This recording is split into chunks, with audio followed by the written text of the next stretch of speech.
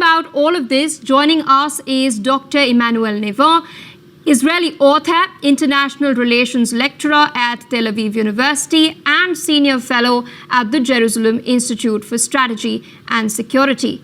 Today, we'll be discussing the Trump administration's peace plan, its perception and its reception in Israel, Trump's stance on the West Bank annexation, Hamas engagement debates, Western recognition of Palestine, the northern front of the war, and negotiations that are taking place over there as well. Thank you so much, sir, for taking out time and speaking to us on NewsX World. My very first question to you, as I've pointed out earlier, the Trump administration has drafted a 21-point proposal for ending the war.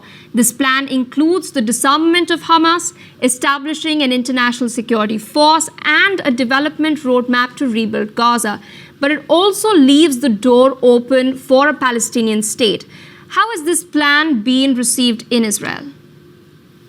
Well, it depends by whom. Israel is a diverse society with a wide political map. This plan is welcomed by some Israelis, criticized by others. We've already heard political leaders in Israel from the opposition and from the coalition commenting on this plan, some praising it, some condemning it. At the end of the day, the decision regarding the plan will be made by the elected government, which has a majority at the parliament, at the Knesset, and we shall have to see exactly what it contains beyond what has been reported in the media. As you know, there's going to be today a meeting at the White House between the Israeli Prime Minister and the American President, and once we know exactly what the plan is about, there will be a debate within the Israeli government, within the Israeli cabinet, and in the Knesset and the parliament. And at the end of the day, as I said, the decision will be made by the elected government of Israel. On that note, I'd like to ask a quick follow-up. Trump has also expressed that he will not allow Netanyahu to annex the West Bank. In your assessment, will Donald Trump walk the talk, or has this statement merely been made to assuage the concerns of America's Arab Gulf allies, especially after the airstrike in Doha? Well, you should remember that the peace plan presented by Donald Trump, by President Trump back in January 2020, the deal of the century, did include the option of Israel applying its sovereignty on parts of what you call the West Bank, what we in Israel call Judea and Samaria. Now, there has been, of course, talk about applying Israeli sovereignty on some areas of, at least some areas of Judea and Samaria. This will have to be discussed. I mean, this land is the historical land of the Jewish people. Of course, the main reason why Israel has not applied yet its sovereignty on all of it is out of demographic consideration, which of course still exists, and there is a trade-off here, of course. But this is one of the topics that will be issued. I will just say that a majority of Israelis, and this was expressed by a vote at the Knesset not so long ago, opposed the establishment of a 22nd Arab state in Israel's heartland and approve applying Israeli sovereignty one way or the other on part of our historical homeland. And coming to Hamas, some analysts argue that isolating Hamas has failed, and they call for engagement. Meanwhile, others say that even if Hamas is dislodged militarily, but no stable alternative is installed in Gaza, we could see the reemergence of something even more radical. What is your response to such arguments?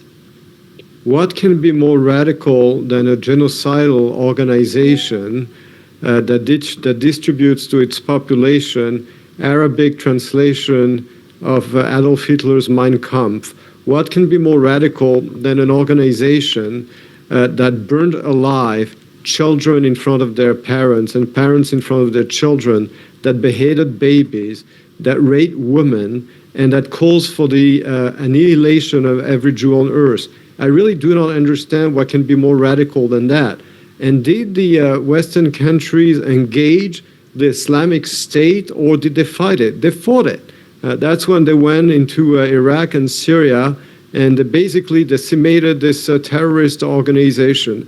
Hamas is evil. Hamas has to be defeated, and there is no engagement possible with an organization that is so savage and so cruel, and that is completely open about its endgame and its ideological plan, which is to eliminate not only the state of Israel, but every Jew on earth. There's no possible engagement and compromise with such an organization. It must be fought, and it will be defeated. Speaking of Western nations, we've recently seen France, Britain, and Belgium recognize a Palestinian state at the UNGA. Meanwhile, Germany too is maintaining a weapons embargo against Israel. Now, Israeli Prime Minister Netanyahu has warned Western democracies against buckling under pressure in the face of terror. In your view, was this merely rhetorical posturing or a pointed warning about a shift in Western resolve? Well, first of all, you mentioned Germany. The German Chancellor Friedrich Merz, said not so long ago when Israel struck at Iran's nuclear program, he said, quote unquote, that Israel was doing the free world's dirty job. And that is the truth. Israel is not only defending itself, it is also protecting the free world from the Iranian axis of aggression, which was built around Iran with countries including Iraq, Syria, Lebanon, and Yemen.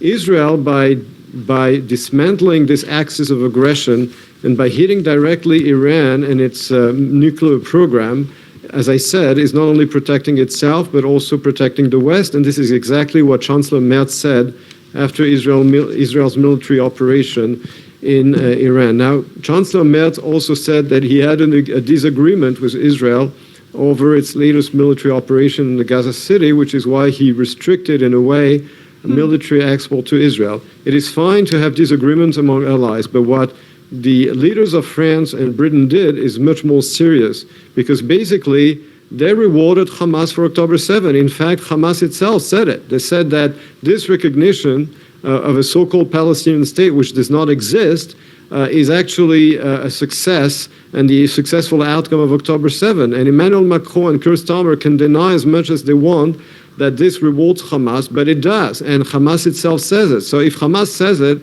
we should believe them. Coming to Israel's northern front, talks with the Lebanese government for the disarmament of Hezbollah are underway. Additionally, negotiations with the new regime in Syria are also taking place. The United States is involved in both instances. Where do you see these efforts heading? Well, first of all, I am hopeful that a new relationship is possible with Israel's two northern neighbors. Israel has much diminished the puppet organization and terrorist organization and leaders that were acting under Iran's direct control. And I'm talking about the former Assad regime in Syria and, of course, Hezbollah in Lebanon. You have to understand that Hezbollah was a very powerful military organization with over 150,000 missiles directed at Israel and controlled by Iran. Finally, after decades of Hezbollah having such sway and control over Lebanon, the Lebanese state is taking back control of its territory and is fighting this terrorist organization that has taken over the country for too many years. Same thing in Syria. Syria was led by the minority sect of the Alawites of the Assad family that took part, of course, in the terrible massacre of civilians and that was responsible for millions of refugees out of Syria and the civil war. Now, finally, the evil regime of Assad and then, of course, Hezbollah in Lebanon have been very much weakened. I mean, the Assad is no longer in power and Hezbollah has been weakened. So finally, there is a possibility for Israel to normalize its relations with those two countries, but it will depend, of course, on the new Syrian government's seriousness about really building a new future for Syria, and it will depend, of course, on the resoluteness and the determination of the Lebanese government to fully dismantle and disarm Hezbollah, and then I think a new relationship would be possible both with Lebanon and with Syria. Domestically, we've seen large-scale protests take place against Netanyahu, with many demanding he accept a peace deal to secure the release of the hostages. In fact, the family members of some of the hostages have also penned a letter to US President Donald Trump. However, Netanyahu is not buckling under this pressure at the moment, but could this internal political volatility ultimately shape his decision-making as the war drags on? Well, you keep mentioning the name Netanyahu as if we were a presidential regime, which we're not. Benjamin Netanyahu is the prime minister of a government in a parliamentary democracy, and he does not make decisions by himself. There is a war cabinet and an extended cabinet, and the cabinet makes a decision together, made up of different political parties, even though, of course, he's prominent as a prime minister, but we are a parliamentary system. Now, of course, Israel is a democracy, and you have different opinions. Some people would like to have any type of deal, even if it would maintain Hamas in power. Others are against such a deal. Now, of course, nobody can and nobody should judge the families of hostages who have gone through hell for 2 years. And of course, it's normal for them to do everything to free their loved ones, and nobody can judge them on that. But the government, of course, has a responsibility not only vis-a-vis the hostages, but also vis-a-vis the country as a whole. And making irresponsible decisions that would maintain Hamas and its capability to repeat on October 7 would be irresponsible. Everybody wants the hostages out. Hopefully, following the meeting between Netanyahu and Trump, a deal that would be both responsible for the future and the security of the country as a whole, and that will finally free all the hostages will be sealed. That's to be hoped, at least.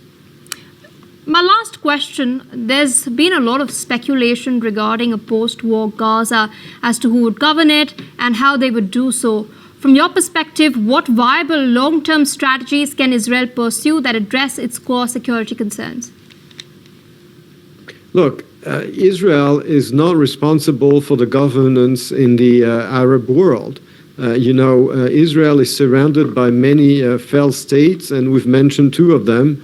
Think about Lebanon, think about Syria, think about Iraq, think about Libya. Think about all those countries that have been completely dysfunctional, that are basically failed states, that have been destroyed by years of civil wars, but also by the undermining policies, destabilizing policies of Iran. Same thing with the Gaza Strip. This territory, Israel left that territory completely and unilaterally in 2005. The 2 million residents of Gaza could have turned that territory into a success story. Instead, it was taken over by Hamas in 2007, and it turned that territory into a huge military base, spending billions and billions of dollars only for military purposes. So Israel is not responsible for what's going on in the Arab world.